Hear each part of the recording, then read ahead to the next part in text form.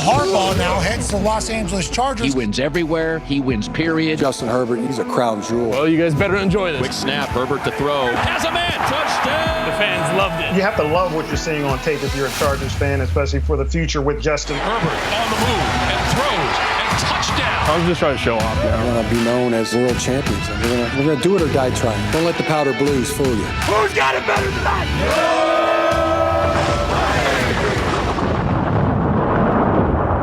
Well, happy Friday, folks. Welcome back to the Charger Chat. I'm your co-host, Wolldog, sitting with my buddy, Kev Huckenduggan. It's me. I'm on my phone because I have to check into our flight in like 1 minute because I'm coming to Los Angeles for the Charger game because it's in like 2 days. That's right. Let's not forget Kyle, the coach, Duggan. It's just, I don't know. I feel like I shouldn't be so excited. Like I'm in the back of my mind telling me like, chill out, relax, don't get so hyped up. But then this other part of me is just like bouncing off the walls. Yeah. I'm bouncing off the walls again. Whoa. Nice pull. I like that. There you go. Yeah. All right, folks. Well, the Friday episodes are back because there's so many things to talk about. So many new things that have popped up, and it's still Raider week. Last I checked, it's still Raider week. So we've got the Raiders, we've got a Craig experience, and we've got bold predictions to make that we teased on the end of the last episode. But first and foremost, let's get some of this stuff out of the way. Suck my butt shirts, folks. We got them. You want them. Did you actually wait? Do we have them in our possession already? I'm picking them up in 2 hours. Oh my god, it's so going ridiculous. Down. We will have a extremely limited amount. So if you want one of these hot puppies, you got to come up to us and whisper gently in the ear, I respectfully request for you to suck my butt. Dude, it's going to be fun when people know the inside joke, but I'm also going to be grossed out when somebody whispers that into my ear. You guys, Coach Duggan. Yeah. Just go get we're Kevin. checked in. Tell Kevin. We're checked in. What group are we in? We're in B1. B! We could not have been a better. See, we're winning getting this. Come we're on. Winning the flights. We're winning the game. We're winning the weekend. It doesn't get much better than winning. that. All right. So, yes, suck my butt shirts. We have them. Very limited amount. So, if we've got one and you whisper that in our ear, we'll give it to you. If not, we'll figure out something else. Just let us. I want to see you coming before you sneak up behind my back and whisper that in my ear. Yeah. If you like, no, I want to see. I want to see us with that. I want to see you come up behind Kevin, back hug him, and whisper into his ear. Bug it. That's what I want. There Just you go. one of them. Tony Francis will do it. Tony Francis 100% will do it. He'll probably scream it, actually. And just a reminder, we're going to have our first post-game live podcast after the game. So if you're at the game, do we know where we're going to be? Is it the... Yeah, so it's with Pablo at the Die Hard Bowl Club. Thank you, Pablo, for hosting us. Thank you, but Pablo. we're just go to Thunder Alley, and you'll see us. You'll see a light. You'll see us. We'll be there after the game. Yeah.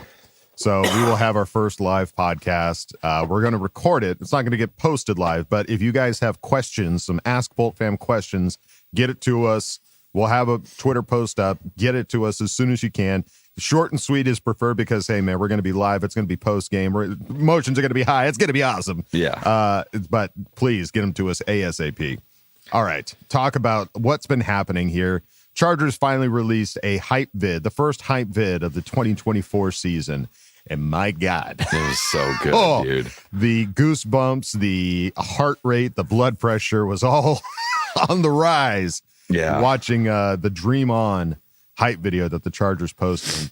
I love Sean. So good. Sean Merriman doing it makes it even more special. It's just cool. And they had a moment where they showed like Chargers history, and then they brought it to where we are now and what we're going to do now with Harbaugh. And it was the perfect hype video. Yes. Yeah, it was so funny. There was a quick shot. I rewatched it again where I'm not sure who the player was, but he was hitting Lance Allworth on the pads. For a second, I was like, oh, is that Jim Harbaugh hitting him on the pads? But it's like, there's no way because that's Lance Allworth. Unless he had a DeLorean, no way. Yeah, but it made me hyped to see, like, we still haven't seen Harbaugh doing that to Herbert yet, hitting him on the pads. I got to bring my binoculars because we're not going to have the broadcast, so we're going to be sharing the binoculars, one eye each. You know what I mean? It's my turn, guys. Come on. I can't see. But it's a fantastic video. If you haven't seen it, definitely go check it out if you want to get fully bolted up. And then this news came out. The 53-man roster we all knew about, but then the unofficial depth chart came out. and there was a name at fullback that we were not expecting to see, and that is the ginger boy from BSU, Scott Matlock, our original D lineman, who had a couple offensive plays, to be fair, during the preseason. So I was like, okay, maybe there's something to mix it up here. Just something to have some fun with.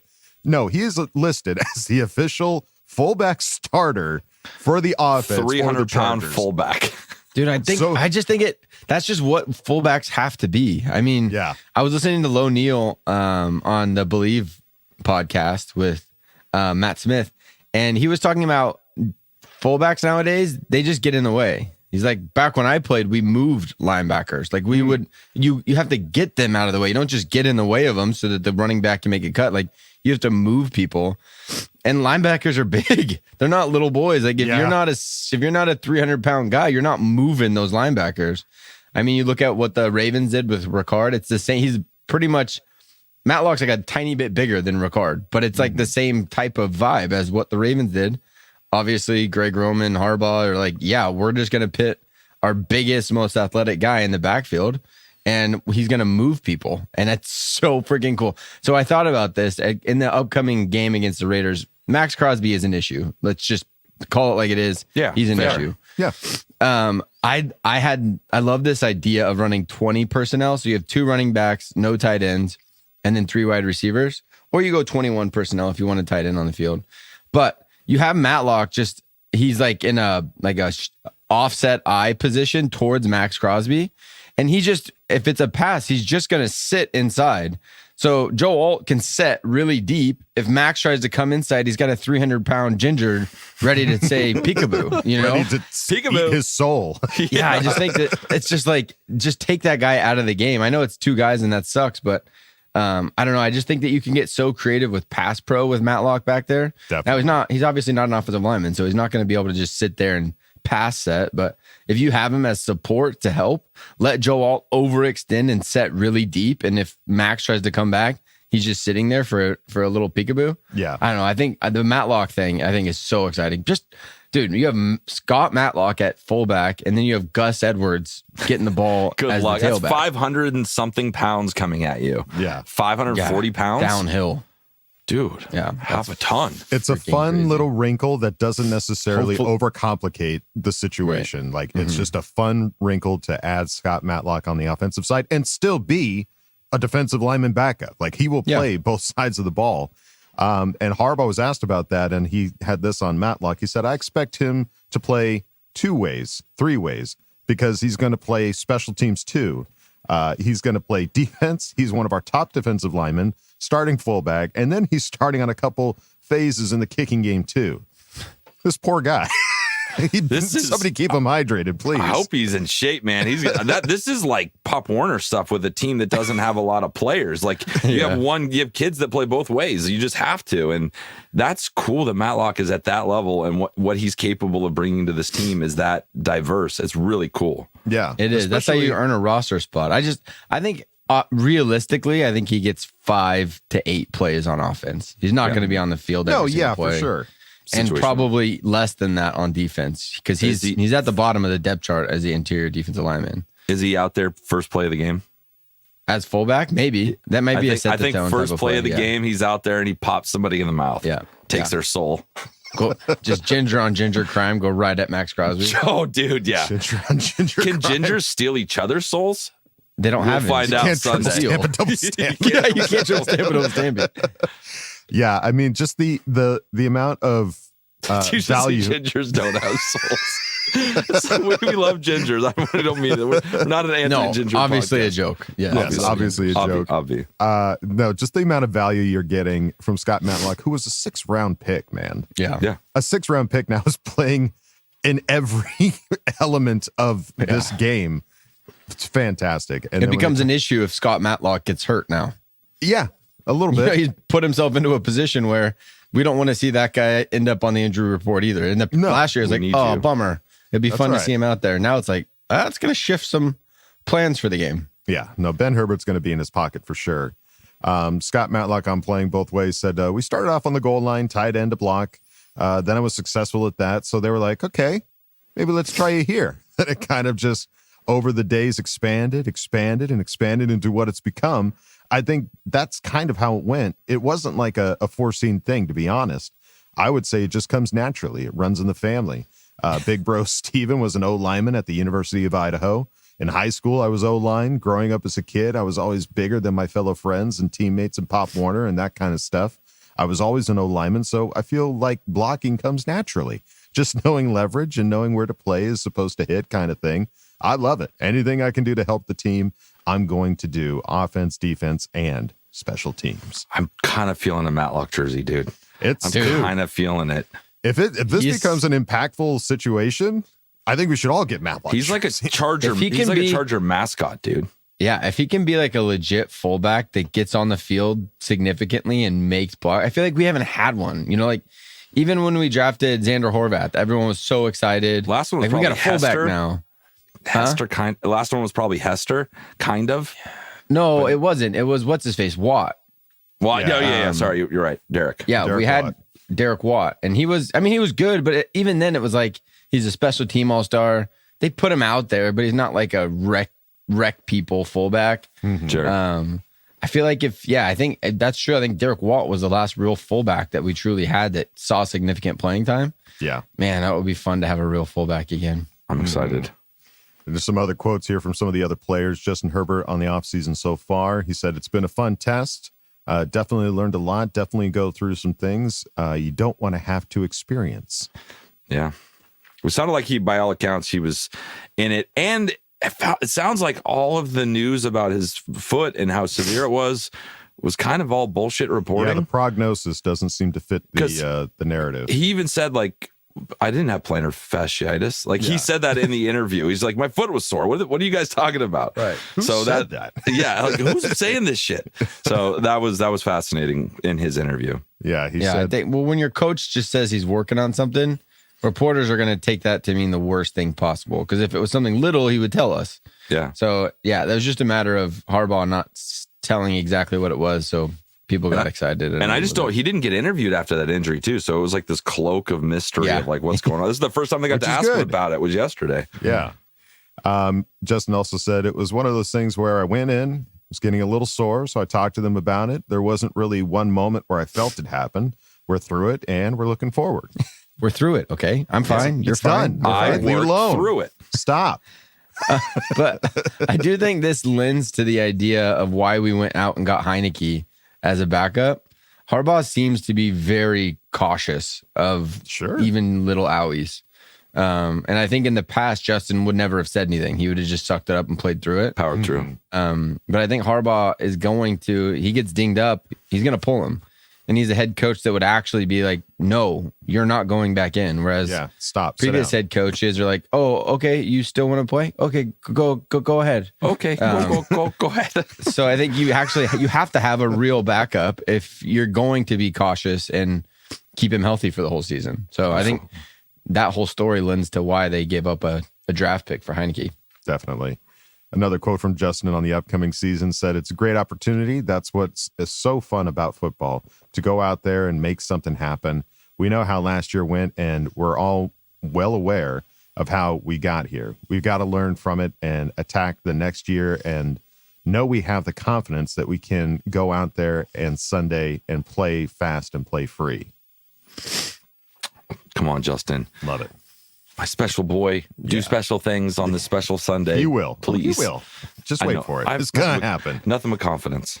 Harbaugh and Justin said, right out of the chute, one of the best leaders I've ever been around. From day one, he was a rock in every way.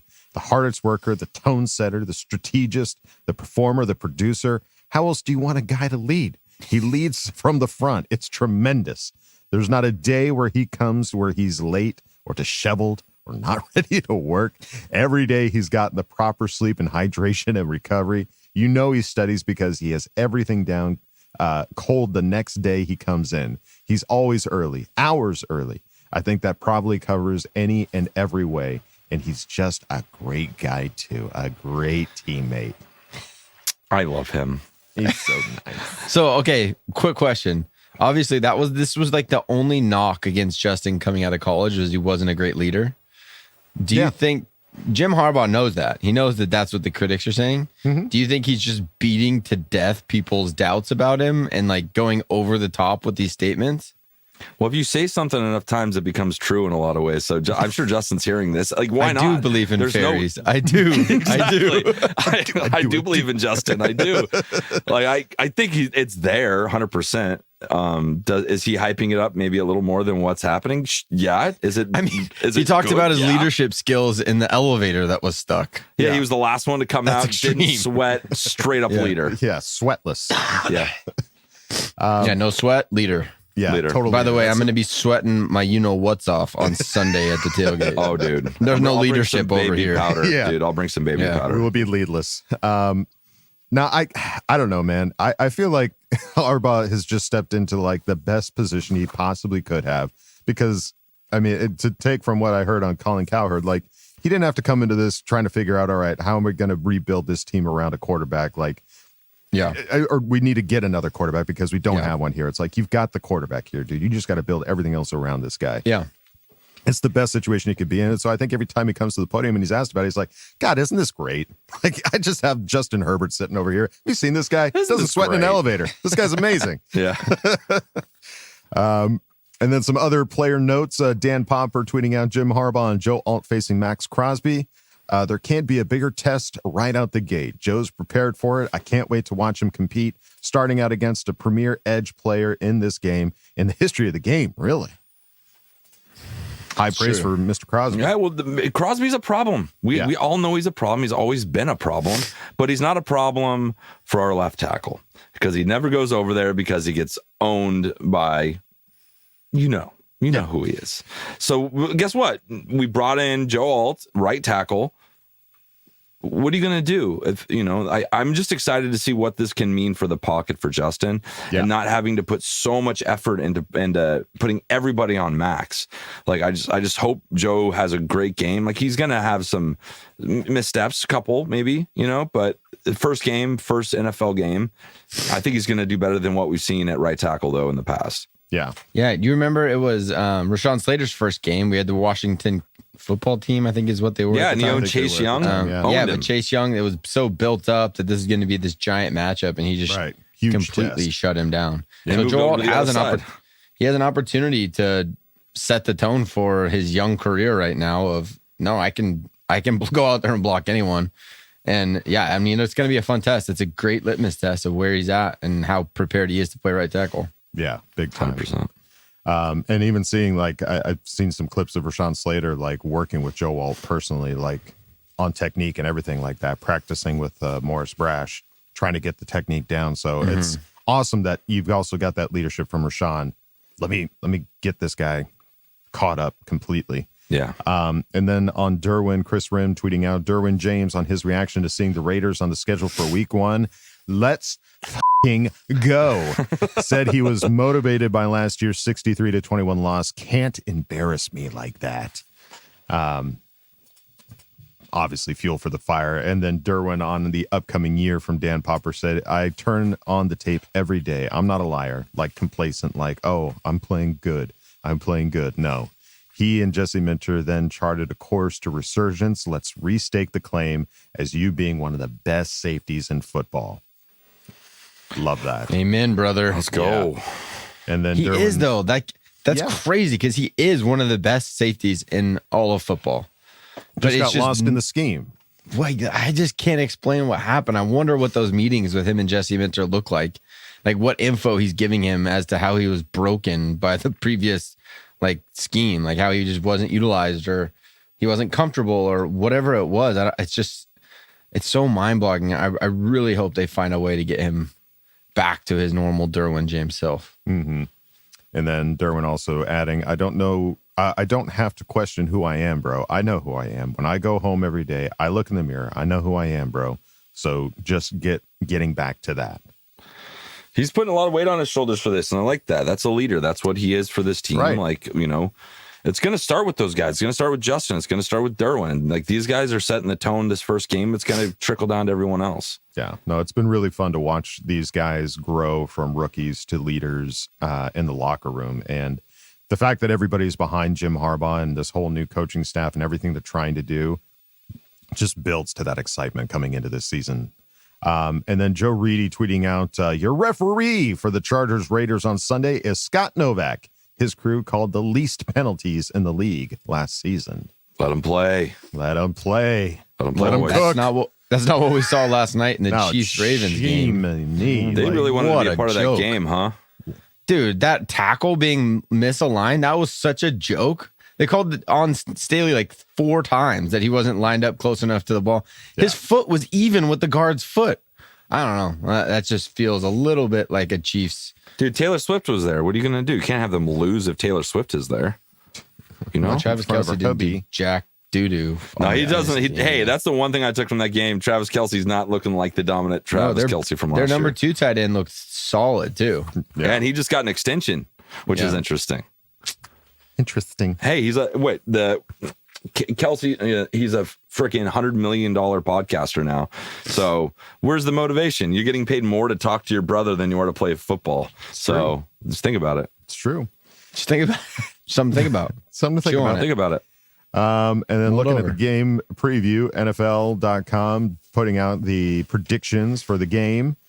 6 people think Chargers are going to win. 4 think the Raiders, but all around, these are pretty close they're scores. all 1 scores. Yeah, they're all like 5 a lot of them points. are 1 point. Yeah. I think Vegas has us winning by 3, and they're pretty good at what they do. So I'm just gonna lean into that. And I think it's more than that, but I'm feeling so confident going into this game. I always do week 1, but something special about interacting with these Raider fans on Twitter this week has really made me more confident.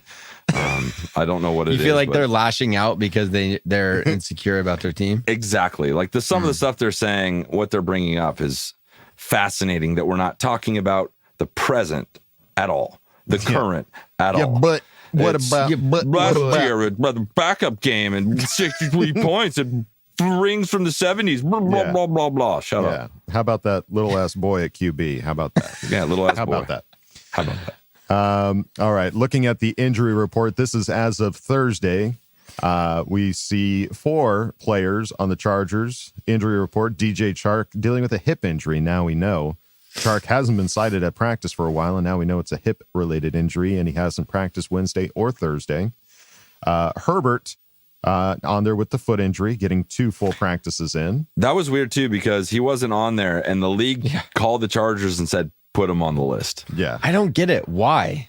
I don't know. I don't understand. I don't fully understand how that all works. Yeah, I don't either. Yeah, quite frankly. But I mean, he's getting full practices in, so there you go. Yeah. Well, it doesn't make sense because Joey Bosa had a broken hand. He's not on there. He doesn't have to be on the list. And Justin had a sore foot and he's on the list. Yeah. It's like, what are we talking here? What's going on? I don't know. All hail Ben Herbert. I just want to say that. Our health, probably one of the healthier first games we've had in a long time. Oh, yeah, for sure. Palmer showed up on the list on Thursday with a knee-related injury, but still got a full practice in, so not too worried about that. And then Tarheep still also dealing with a hip injury. He has been getting limited practices in Wednesday and Thursday. It's all in the hips. Yeah, all in the hips. In the hips. Raiders, on the other hand, 1, 2, 3, 4, 5, 6, 7, 8, 9 guys on their injury report. They don't have Ben Herbert. You can. It shows. Clearly, it shows. Yeah. They only had 1 guy not practice, and that was their newly acquired center/guard, Jackson Powers Johnson, dealing with an illness.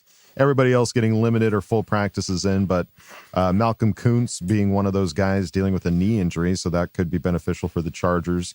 He's not going to get past Rashawn Slater all day anyway. So he's screwed. Just take a week off. Yeah, and their newly acquired tight end, Brock Bowers, dealing with a foot injury, getting limited practices in as well. So yeah, we've talked about it in the past. It's like even if they're practicing, they have some kind of lingering something going into the game. Exactly. You know, it's never good to be, even if you're a full participant, it's never good to be on the injury report because that means you're pushing through something. You're not at 100%. You're working through something.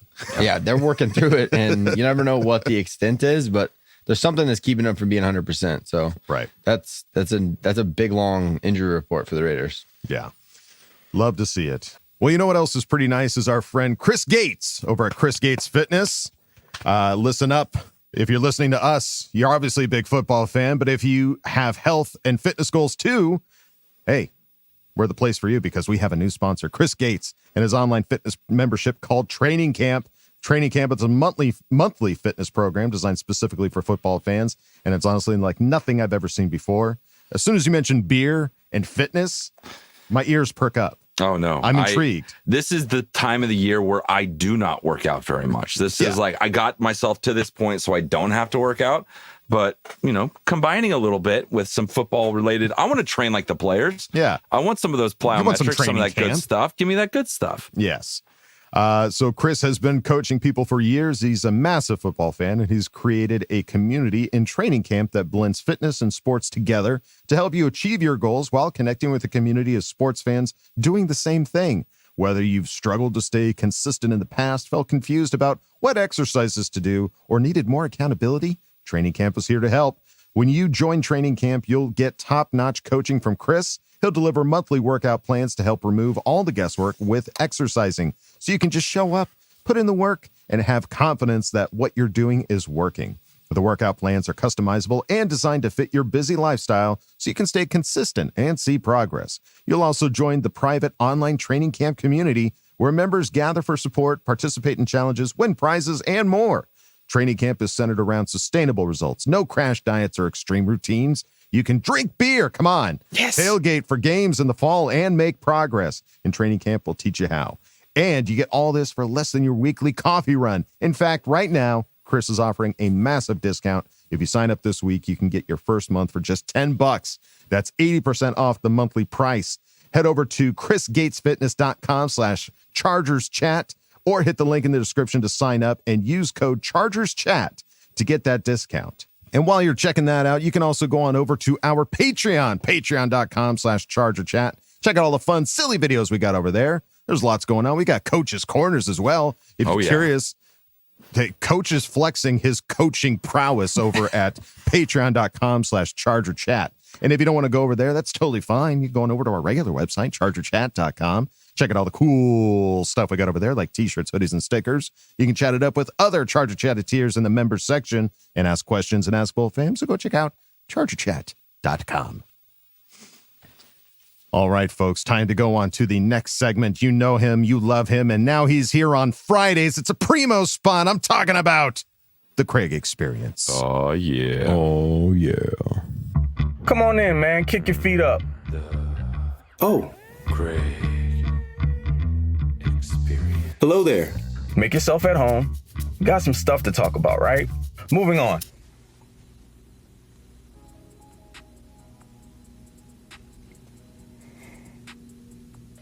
As we dredged painstakingly through the offseason, we find ourselves almost at the finish line.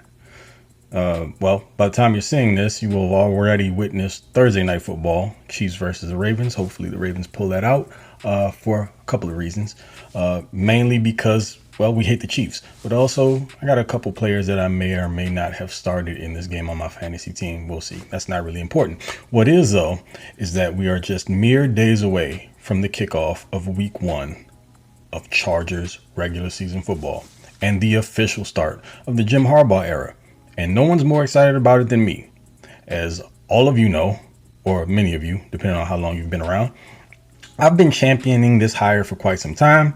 It was one that I felt like the team absolutely had to make if they wanted to eventually become contenders, because you can have all the talent in the world, but if you don't have the coaching to cultivate younger talent and not just have those guys that you draft in the first round that you expect to perform anyway, you're going to find yourself in a pickle, because eventually all that top heavy stuff is going to run its course. And if you don't have the players that have been developed behind it, you'll be exposed, because injuries can and do happen. Players do price themselves out and move on. And then reality sets in. But let's get to the crux of this, shall we? Again, week 1, y'all already know what it is. I'm back in full force. CC gang. The biggest of salutes into the rest of the Bull fam. What is goody? It's your guy Craig in Texas. And welcome to the week 1 edition of the TCE. Let's get to work. Okay, so not that you guys need a grand trip down memory lane. I just like being historically accurate. So just in case, in the event that you need a refresher, I want to help you out. does the score 63-28, sorry, gave us too much credit, 63-21 mean anything to you? Well, do you want to know who's been relishing in it all off season? That's right, you guessed it, Raiders fans. And for the record, they've been talking really spicy over a game that featured Easton Stick at quarterback, no Keenan Allen, no Mike Williams, no Joey Bosa, and basically a team that was completely over their then master of head coaching deception, Brandon Staley, now in San Francisco. Best of luck to you out there, man, or not. I really don't care. I'm trying to actively forget you. But now in a new year, Raiders fans are still acting like this new regime has to somehow find their resolve to avenge the prior season's performance. Don't get that part. We're talking as if like a Jim Harbaugh team isn't fit to run circles around a team coached by a novice with Uncle Rico as their signal caller. Imagine that. Folks, we all want this game badly. I will speak for myself. Absolutely. I mean, what better way to start off the year than with a dub and forcing Raiders fans to cower back into their little Twitter caves until week 18 when, I surmise by that point, they'll be completely destitute. Devontae Adams will maybe have forced his way out via trade, and Aiden O'Connell will be the new captain of that sinking ship. So I look forward to that. It'll be good times. And as far as the game itself goes, some of the things that I'm going to be looking for, particularly on the offensive side of the ball. I'm sure all eyes are going to be on Joe Alt, as he gets baptized by fire against Max Crosby. But if he holds his own or finds a way to neutralize one of the league's best pass rushers, all that held a grudge about him being the pick at number 5 will finally be at ease. At least I guess you should be. Malik Neighbors, you're still my boy, no matter what. But I digress. This new and improved running game, can't wait to see that in action. Gus Edwards and J.K. Dobbins with, the Ginger Juggernaut, Scott Matlock playing chaperone at fullback. And hopefully they will eventually break the will of the silver and black ball sacks there in like the third and fourth quarter and just salt the game away. Nothing would make me happier than just to see an old school thrashing. Would be such to my delight. But we shall see. Then there's also Ladd McConkey. Can't wait for him to make his presence known in the passing game. As long as he's healthy, I expect him to lead the team in targets for the year. And don't be shocked to see Herbert and him establish that connection early within this actual matchup. I fully expect Josh Palmer to become one of the more respected names on the team, maybe more of a household name as the season finds its way through, because he's already got that rapport with 10, and that should only continue to grow. And Palmer's already stepped up in big moments in the past when he had to become the number 1 receiver when both Keenan and Mike Will were out in years past. He just has to stay on the field also. So these are all contingent upon guys staying healthy, of course. But you feel a little bit better if a couple guys go out for any extended period of time just because of the churning of the roster and the fact that we now have leadership that understands what it means to build a roster from the bottom up, and assuring that if a guy goes down, that doesn't necessarily mean it's completely the end of your season. Now, of course, if something were to happen to Jay Herbo, different story. Maybe, but that Taylor Heineke trade, it was for a reason. I'm not saying that they're definitely worried about anything happening to Herbert, but did you see Easton Stick in the preseason? Yeah. You don't sit or rest on your laurels with that. You definitely make a move, and it's, again, signal that we have new leadership that is competent and understands the way that the game is played and how to construct a roster appropriately. On the defensive side of the ball, I can't wait to see Jesse Minter's mind at work. I love the beauty and the way he mixes up multiple calls, but only out of a few defensive fronts. So for my X's and O's folks out there, think about it like this. Let's say like your favorite look is a nickel or 4-2-5 with a big nickel at the star position. So like Minter could run that set for the majority of a game and give you everything from like 7 in coverage to zone blitzes where you drop an edge into like the hook or flats. He can run cover 0, so all man coverage, overload blitz, bluff an overload blitz, and create one-on-ones on the opposite side where guys like Khalil and whoever's aligned next to him on the interior can cause problems.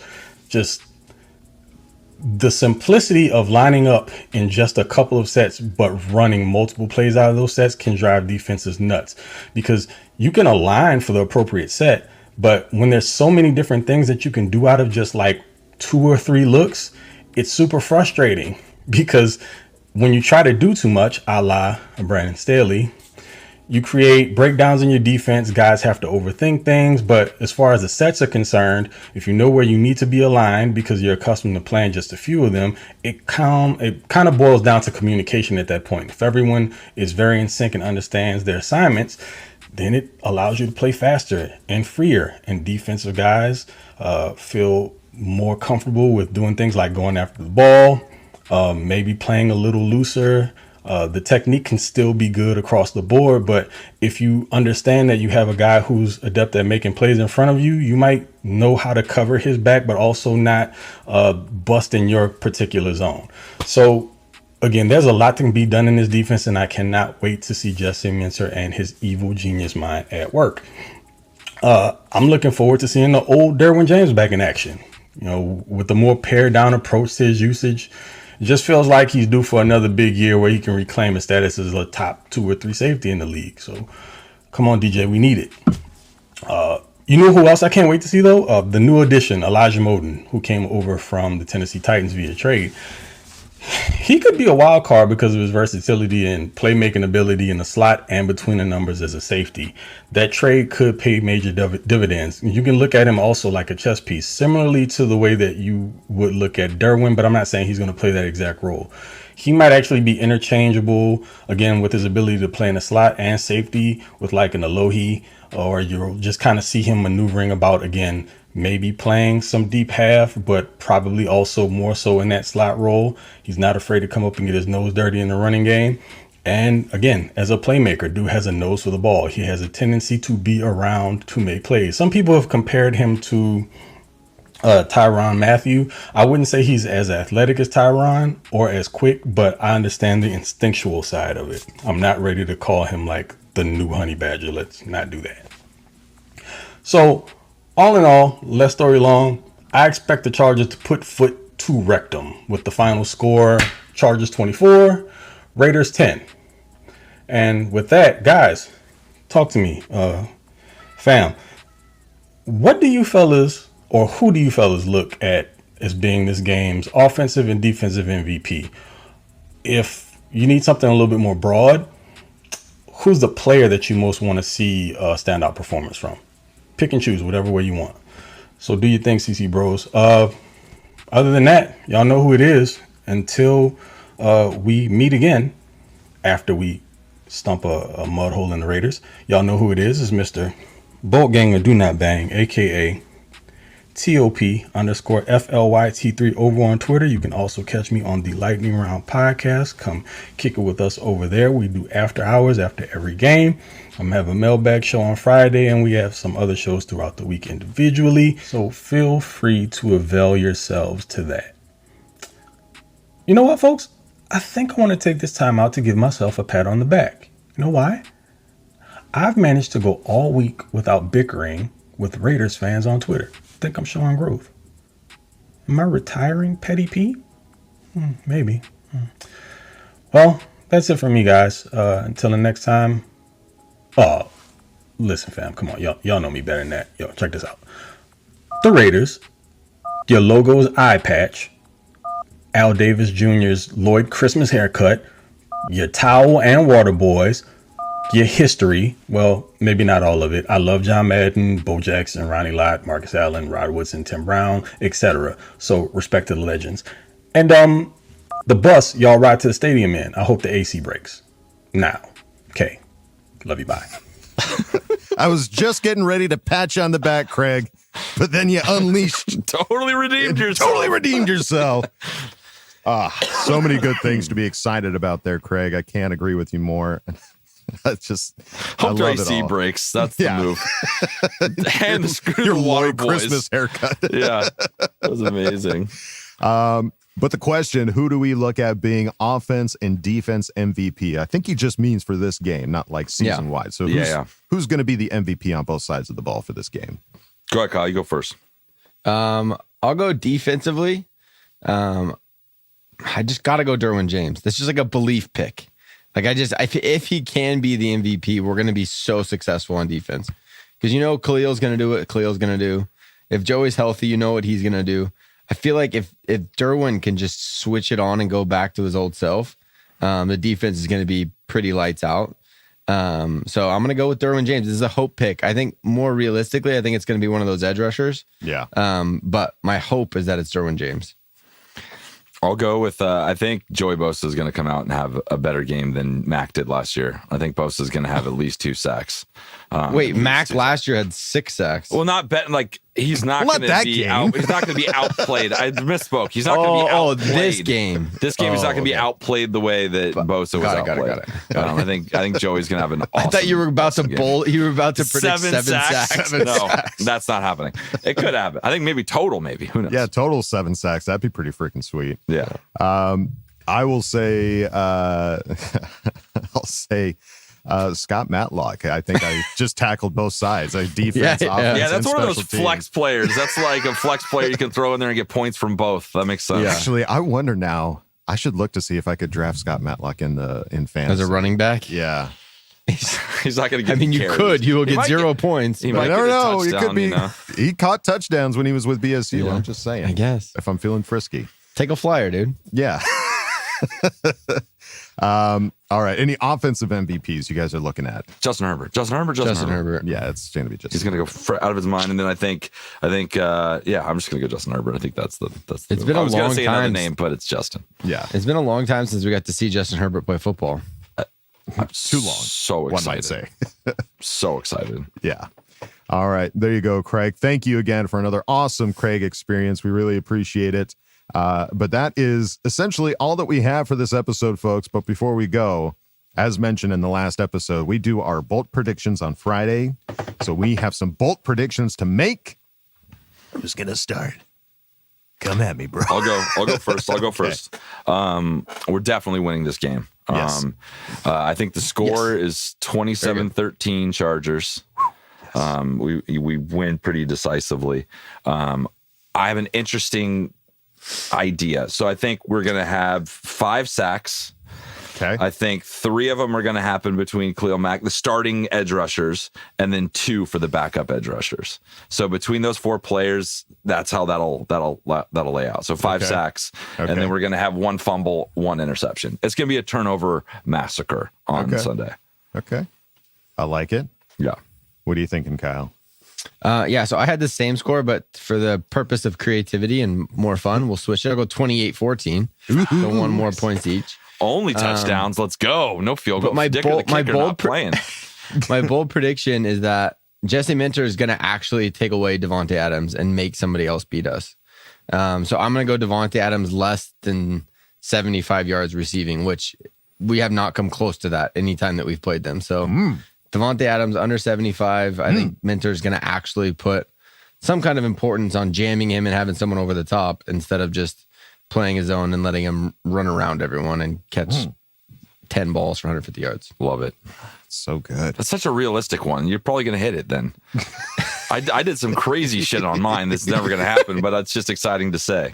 Yeah, it's just fun. Yours is more fun. Let's see. I'm going to say Chargers win 35-17. Ooh, shellacking. Yeah, but come on. This is the game that they need to bounce back from and say, no, what happened last year ain't happening again, pal. Not around here. So 35-17, and I predict 3 interceptions, one of them run back for a pick six, and I say the pick 6 goes to Alohi Gilman. Nice. Let's go. I love it. Very little specific. Ass boy throwing picks all day. Little ass boy. Love it. So there you go, folks. Bolt predictions in the book, week 1.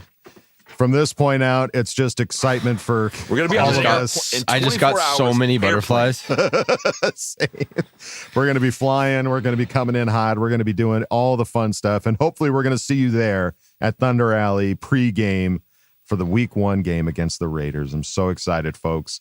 But that's going to do it for us here at Charger Chat. Any final thoughts there, gentlemen? I've never been this excited for anything in my entire life. So let's go. Let's go Harbaugh. This is a guy with 4 kids, folks. Yeah, I love my kids. Let's go Harbaugh. All right.